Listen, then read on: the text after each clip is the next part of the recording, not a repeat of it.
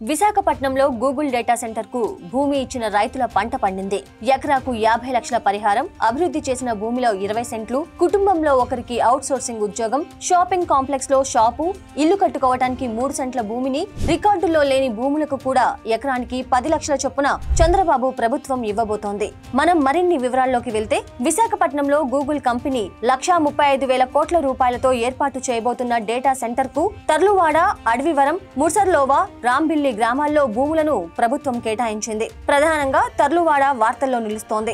ఎందుకంటే data centre ప్రధాన campus ఇక్కడే ఏర్పాటవుతోంది. అంతేకాదు, రియల్ ఎస్టేట్ వ్యాపారం ఈ గ్రామానికి చుట్టుపక్కల ఊపందుకుంది. ఆనందపురం అనకాపల్లి హైవే పక్కన భూమి ధర ఇంతకు ముందు ఎకరానికి 2 నుంచి 3 కోట్ల మధ్యలో ఉండేది. ఇప్పుడు 4 కోట్లకు పైనే పలుకుతోంది. అడవి సమీప ప్రాంతంలో ఉన్న భూమి ఎకరాకి 1.5 కోటి పలికేది. ఇప్పుడు 2 కోట్లకు తగ్గడం లేదు.